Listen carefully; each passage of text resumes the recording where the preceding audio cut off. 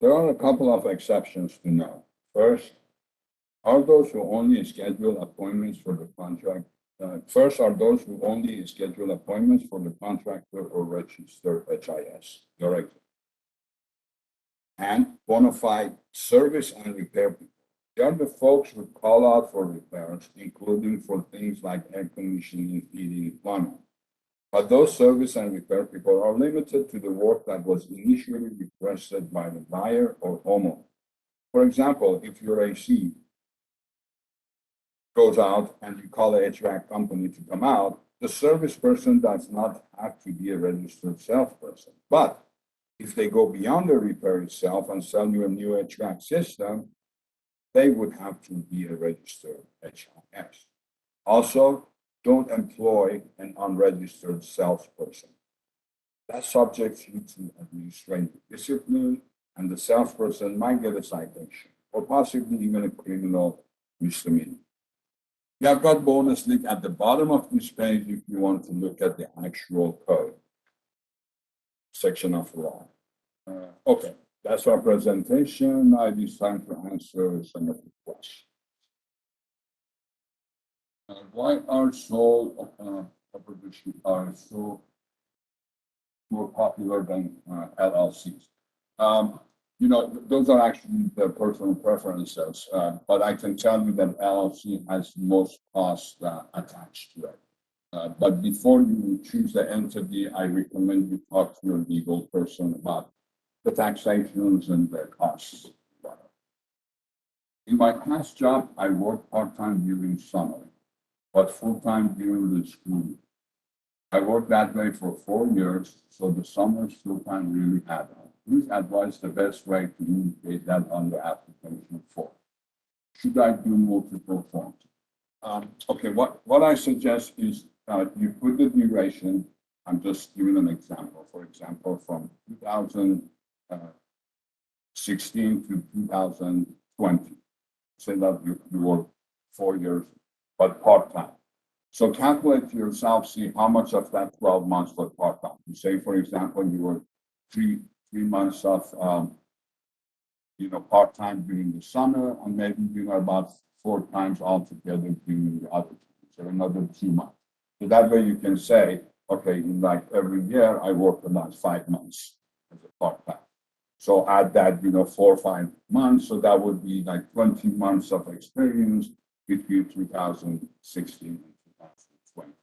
So calculate for yourself to see in one given year how much of that you use, and then multiply that by year. I too mentioned, but can you repeat how long roughly the application process takes from first applying to then sending out the exam date?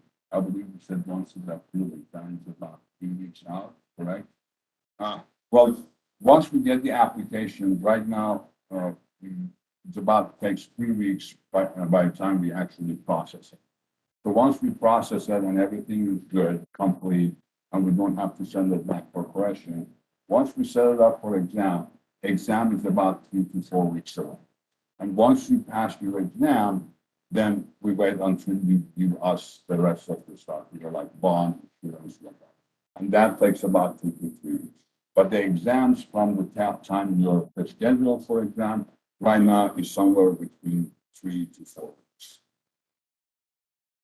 When do you advise we should start studying for the exam? Once we get an exam date or before we even apply? Again, that's up to you, but I recommend the more you study, the better you can perform on your exam. So the timing of it is up to you, but the earlier you start, you get the benefit. Can I even schedule my exam date if I'm not available for what they schedule me? I'm not referring to fail, but the schedule company. Once, yes, you can. So once we schedule you the first time, then yeah, you can work. Doesn't work that day for you. You can call our testing unit, and they will be scheduled for you. What type of a special accommodation do you offer for the exam for people with ADHD? That one actually a little bit specific, and we would I would like to refer you to our testing talk to break that down for you. And I will get that number to you before end of this presentation. Can I take the exam and use another RMV RMO for the experience? So the qualifier is the person who takes the exam. So RMV RMO, of course, those are qualified. Responsible management employee, responsible management officer. So whoever that is, that's the person who will take the exam. Now you can get a license when you read yourself an RME or RMO, someone who's qualified and they take the exam, but you also be on the license, for example, as an officer, CEO, but if you are the qualifier, you take the exam. Whoever has the experience is the person who will take the exam. Well, questions?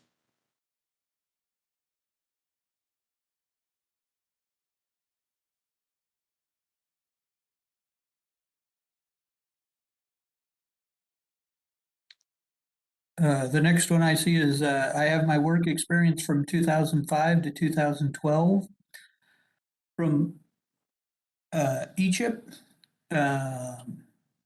Will that help? We only look at the last 10 years. So depending on when you left in 2012 and when we receive your application this year in 2022, there would be a partial year of experience that would be applicable. But if it's beyond the 10-year point of when we receive your application, that experience we will not look at.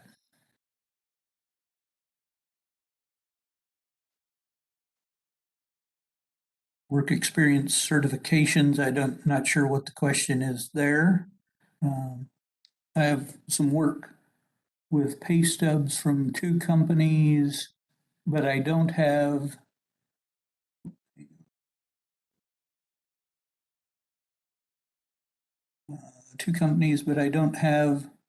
their license number. What should I do? You probably would be able to look up the license number online. Also, if you can provide enough information, we might be able to look it up. Anything that has any information from them, their address, things like that. But fill out as much of the information as long as we can verify it when we get it in here. We should be able to. Also, your certifier is going to fill out all of their personal information at the bottom. We'd be able to contact them as well and verify that experience. I'm a Danish carpenter in the trade for about 20 years. I was in the union 14 years and journeyed out. I do commercial carpentry work and residential work. I also do other work such as painting, flooring, drywall. What would be the best license for me to get? I'd like to do mostly commercial work. I do hospitals, schools, universities, tories, clinics. Please help. I mean, the type of license that you would get would depend on the type of work that you're wanting to perform. So, I mean, it's kind of what you have the experience in and what you're intending to do with the license. So if you're intending to build structures along with additional 2 trades, obviously you're looking at the B classification.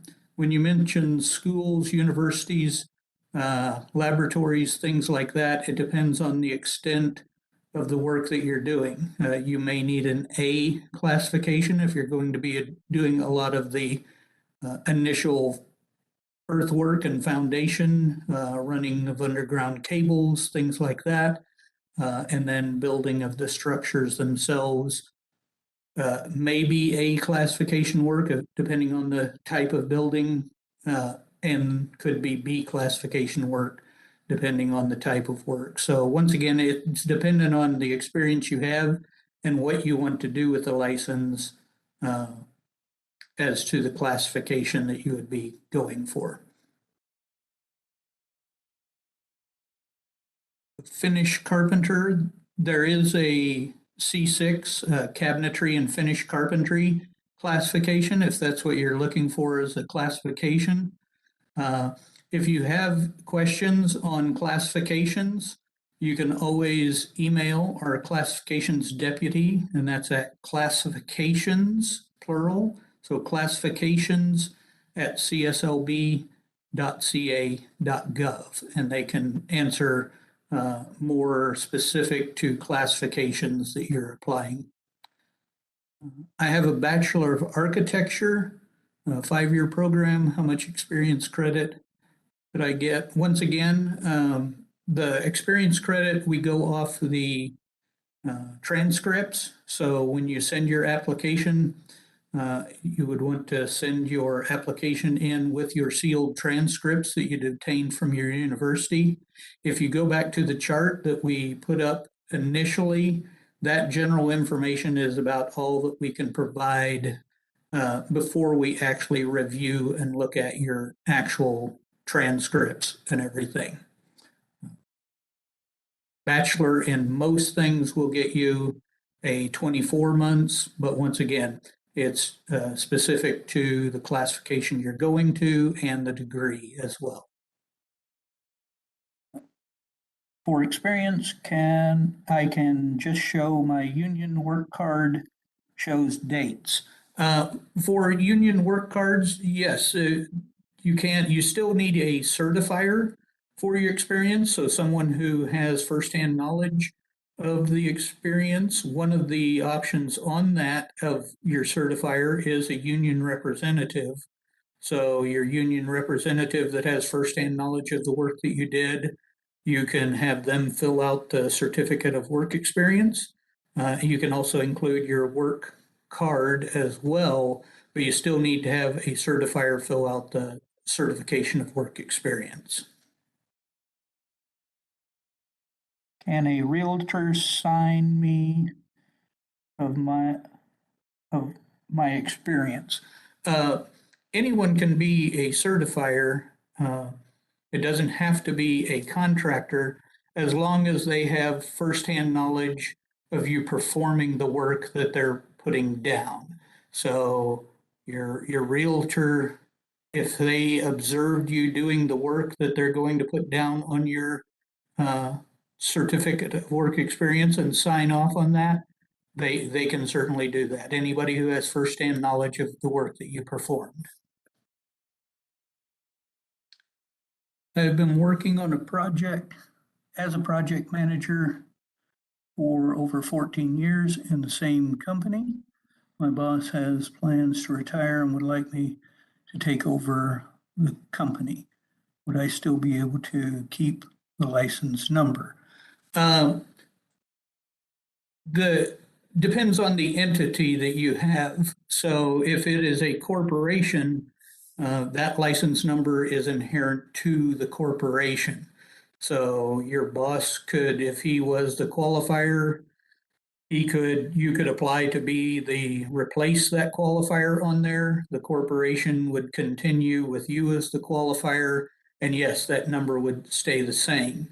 If it's a sole owner license, there is provisions within the law book to reissue a license number, but that is mainly in cases of a direct family member leaving the license and another direct family member taking over the license to continue the business. So keeping a license number is very specific to the type of organization, the type of entity, and as well as the circumstances. So there are very defined areas where a license can be reissued. The online application is 19 pages. However, the last couple of pages are the only ones of importance. Do I need to mail or deliver all pages printed out, or just the last? The first part of the application is all just instructions for you to see that the application gets filled out correctly, and anywhere you might have questions. You do not need to submit those. Just the last pages that you're actually filling out and everything are what needs to be submitted. cabinets, millworks, paneling is what I meant to say. So if this is in reference to the finished carpentry one, yes, cabinets and millwork falls under that C6 classification, which is cabinets, millwork, and finished carpentry. So if that's the classification that you're looking for, and that's where your experience is, but you want to read that very carefully. It's a defined area of limitation. It's not a building classification. It literally is for cabinets, millworks, and finished carpentry. Should I get from company I worked with sealed letter with my work experience certification? We go by the certification of work experience form and someone filling it out. So, I mean, additional letters of reference, things like that, we don't really look at for your experience. We're looking for someone to fill out the certification of work experience for you, detailing the trade work that you have done, the time frame that you have done it, and then them providing their information and signing and dating that, attesting to them having firsthand knowledge. So your employer can be the person that fills out, someone from your employer can be the one that fills out that certification, but additional letters and references aren't necessary or needed for the certification of work experience, just that form. I currently hold a B100 license in the state of Utah. Are there any reciprocity between California and Utah in portions of CSLB process can be reduced or simplified? Hold license from a different state. Currently, we only have reciprocity with Arizona and Nevada, and for the B classification only for Louisiana. We used to have reciprocity with Utah, however, they changed some of their licensing requirements. And so right now there isn't a reciprocity with Utah. You can still use your experience that you have performed there if they fall within the guidelines of our classifications. However, there wouldn't be reciprocity for any of the classifications you have held in Utah. But your experience can still be documented on the experience form. Contractor. If you mean a general contractor can sign for your experience for the C10, yes, they can. If you worked for a general contractor or be general contractor and you are performing C10 experience under that general contractor, they can fill out one of your certifications of work experience or the C10 portion of the experience you did for them. Excuse me. I have a bachelor's in interior design and an AA in architecture. Did I have transcripts for both or just one? Wasn't sure if the architecture one would be more credible than the interior design. Once again, on transcripts, we evaluate them once we get them in, but we don't combine them. So depending on the ones that you send in, I would suggest sending in both, but just know that they will take the one with the highest amount of credit. So depending on the classification you're going for and the degrees that you have, they will apply the one that provides the most experience for you and apply that to your application, but they won't combine the two. So if one is worth 18 months and the other one is only worth 6 months, they will apply the 18 months, but they will not add the additional one. But yes, I would suggest sending both, just because depending on the classification you're going for, you'd want to make sure that we had both of them to make sure you got the most experience that you could from your education. I have worked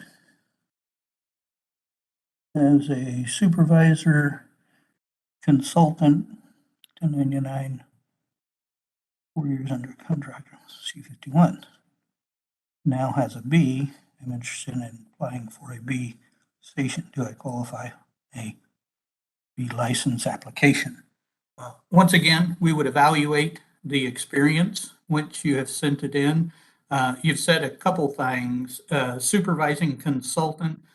Consultant isn't really responsible for the work being performed. So we're looking for if you were a employee of the contractor as a supervisor, supervising the work being done. In other words, directing the employees of the company, then yes, that experience, someone could certify your certification of work experience. Now, as far as the classifications to get experience for the A or the B classification, it would depend on how long the contractor held those classifications.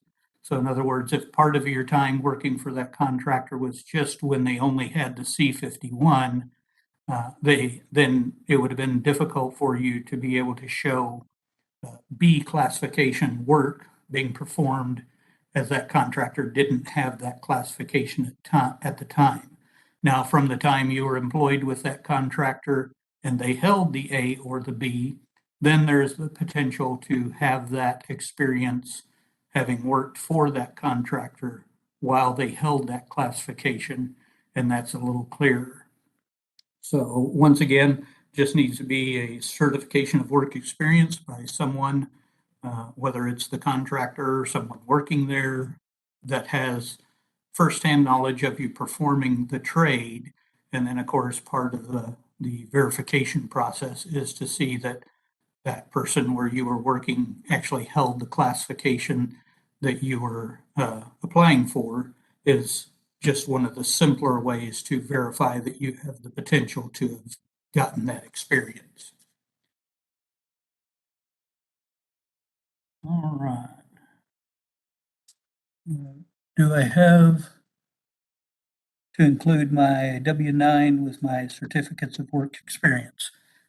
As we said before, we go off of the certification of work experience. So if we can clearly see that you worked for someone who held the classification you're going for, you have someone who has firsthand knowledge of you performing that class, usually that is how they verify your experience.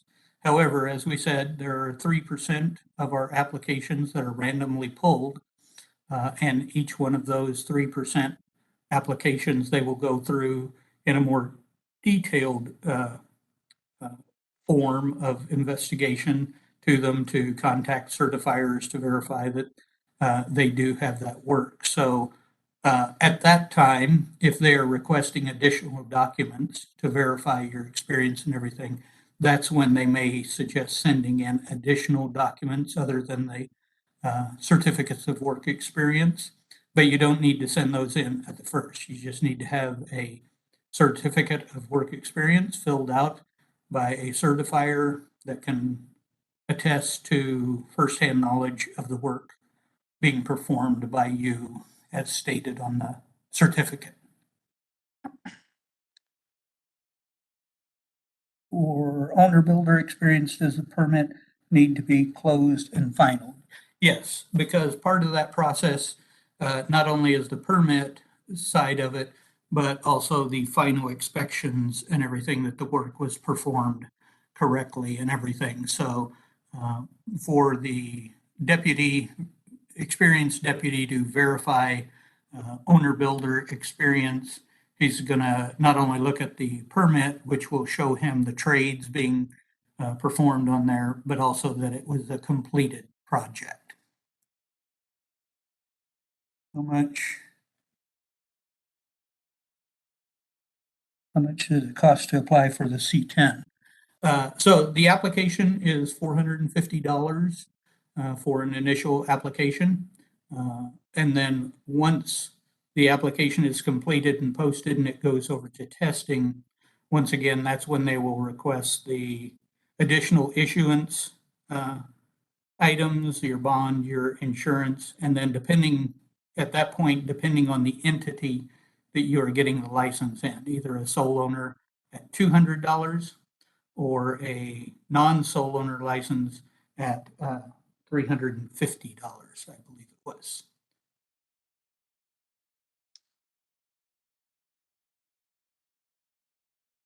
Do we have a lead time after application approval to prepare and study for the exam? Yes, so once we have a completed application and we post the application referred over to testing, as stated in there, approximately 3 to 4 weeks, depending, it can fluctuate a little bit, depending on the amount of applicants going through the system, but there is nearly always at least a 3-week time from the time the application is posted and referred to testing as to when your test date will be. And also, once again, if that scheduling is a conflict, you can call the testing center at that point and request rescheduling for a later time or a different testing day that they have available if you so need it. And you issue yourself a W-2 as a sole proprietor. As far as tax information, I would consider going for consult your tax advisory person. We license people here. We don't get into the W-2s or how you pay yourself as a sole owner. So any questions like that, I would suggest you consult an attorney or an accountant. Do I still need to take a trade test if I am a journeyman union carpenter? Yes. So to avoid the trade test, or I should say to be waived from a trade test, there are some specific instances. One would be you have already held a reciprocity classification in a state that we do reciprocity with, which would be a Nevada and Arizona right now, or a B classification in Louisiana. But yes, doesn't matter the level. Now, if you have completed a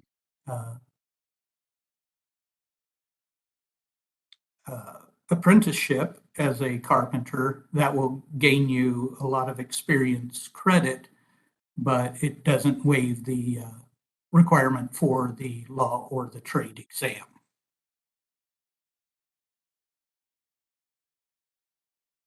The state kicked out my application, they will send my money back. Well, the initial application fee is a non-refundable fee. Once they begin processing your application, that is an earned fee, and so no refund is done. Now, if you do happen to pay your initial license fee upfront with your application fee, and it doesn't make it through the issuance stage, they will refund your initial license fee. But as soon as they open the application and begin processing the application fee, the initial application fee is an earned fee and it is not refundable. Does my employer have to be licensed? And I'm already submitted my application, but the gal is asking for 4 years of permits. Is this valid? So it depends on what you're applying for, that they may be looking for additional information. So in other words, if you're claiming that you had a classification experience working as self-employed, they're going to look for additional information. They're going to look for project lists with permits to verify that the work you are performing unlicensed meets the requirements of that classification.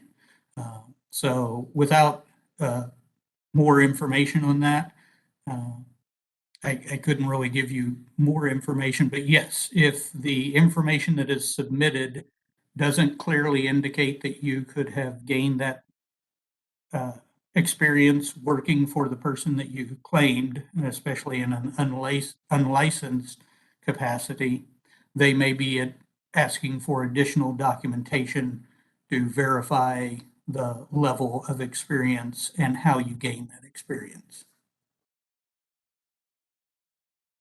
Our company has commercial clients that are requesting we do business in California or out-of-state contractor. Do we have to have a business address in the state of California to apply for and hold a license? No, you can apply for being out of state. You just still need to meet the requirements of licensing in California. So whoever is your qualifier would need to meet the experience requirements test, and then that would license them for work in California.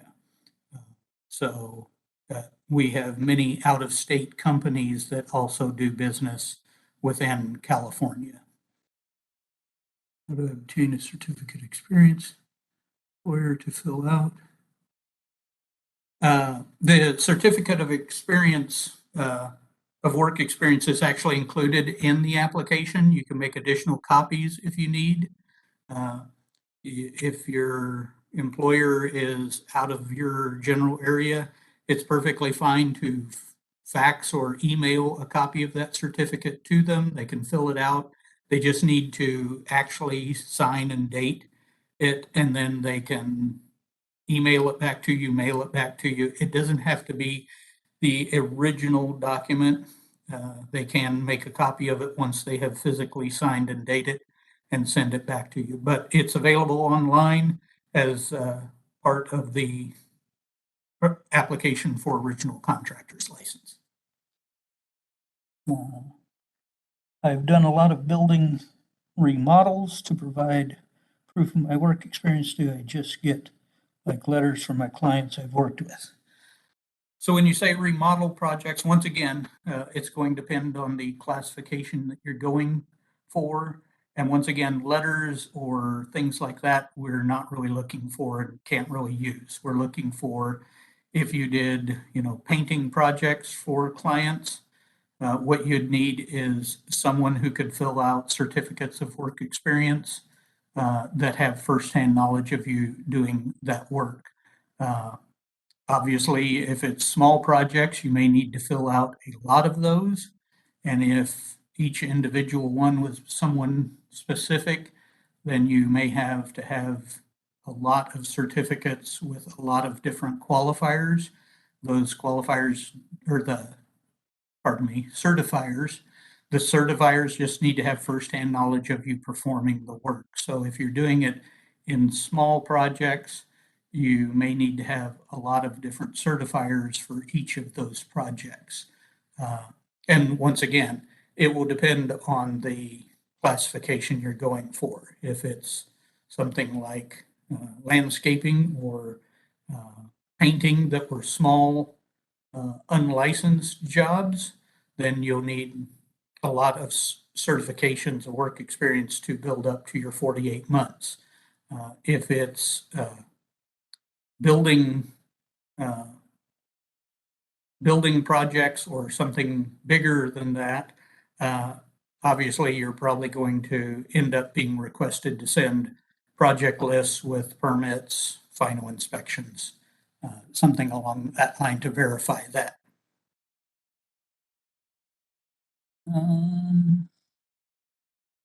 Next is, in seeking a general B, I have a foreman.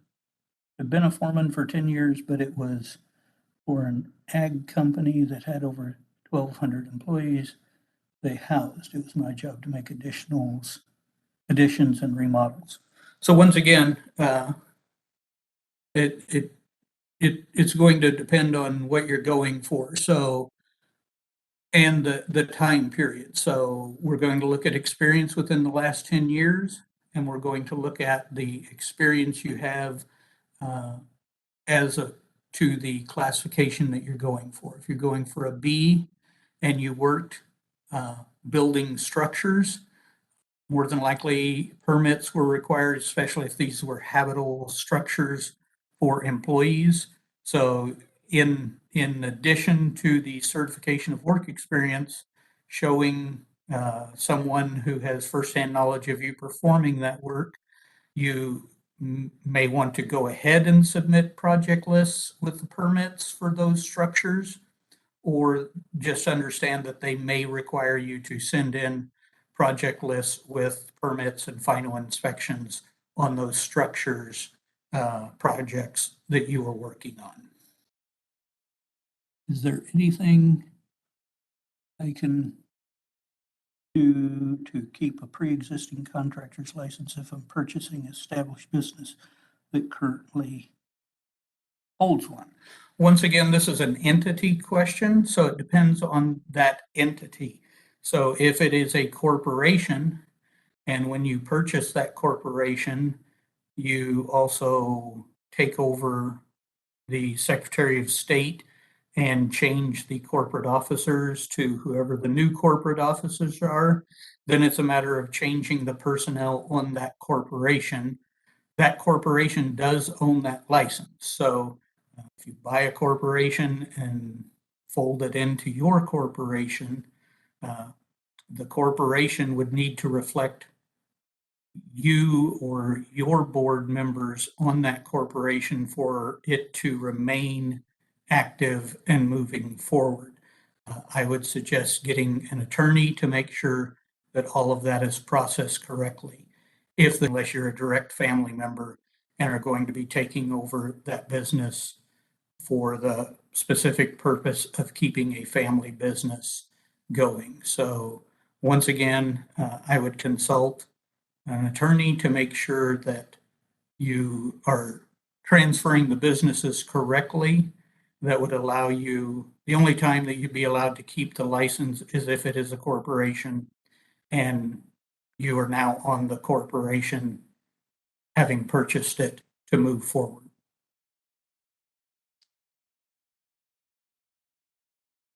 Let's see, does the applicant must have the permits pulled in their name to be valid for the work verified?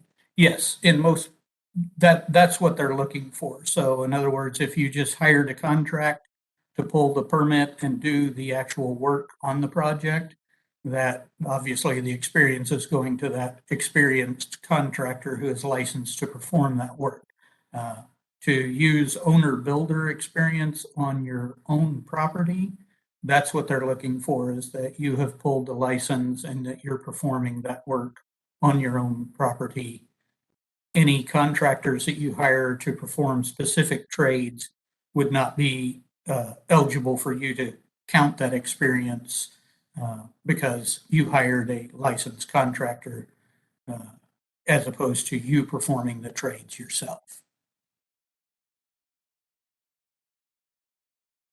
On the application where it asks for business name, can you instead write your real full name, John Smith, instead of John's Home Improvement?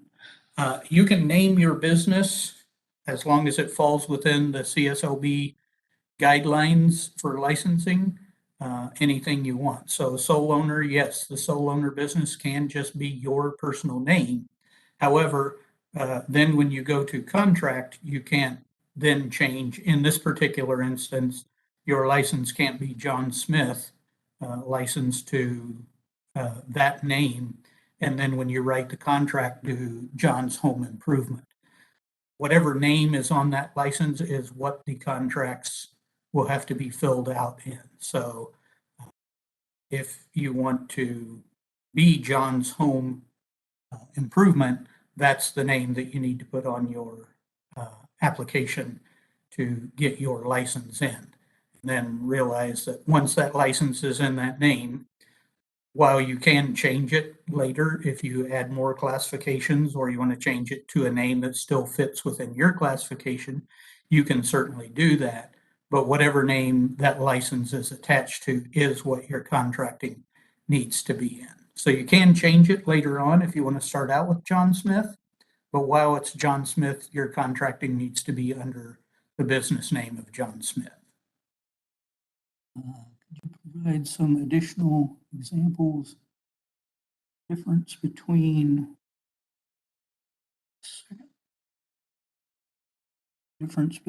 class. Our classifications are all listed online under our classifications descriptions. Also, if you're looking, each classification is set to specific trades. Obviously C33 is painting, C9 is drywall, and it will have a description for each one of those of the general trades which can be formed under that. If you have questions about the work that you want to do and you want to find out which classification that would fall under, or sometimes multiple classifications on the type of work that you're looking to do, you can once again email our classifications deputy at classifications, and that's plural, classifications@cslb.ca.gov. And then you'd want to describe the work that you're planning to do from start to finish, and then they can let you know what classification that would fall under, or in some cases, multiple classifications you might need to carry to perform all of that work. A and B class. So A and B class, if you're looking for the difference in those two classifications, one obviously deals with a widespread of possible projects. For the A, these are the people who build bridges, airports, high-rise construction. A lot of work is done earth moving, underground vaults, underground cabling, piping. So once again, in the description, it will break down a lot of what is covered by the A. B, a general contractor, is by its general definition a general building contractor. So it's always going to be in relationship to a structure being built, to be built, and then some additional things as well. The B is a multi-trade, so unless it's just strictly being contracted for carpentry, a B classification will be doing a project that requires the building, which usually requires structural framing, and 2 additional classifications in that same project. So building of a structure and doing the plumbing and electrical, or building of a structure and doing the painting and the drywall. It will always be a multi-trade classification other than just framing and carpentry.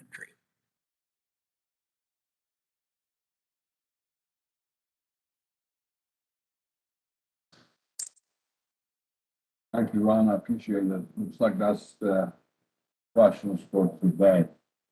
Thank you all for your questions. And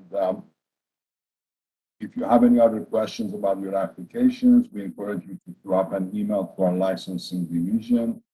The email address is licensing@cslb.ca.gov.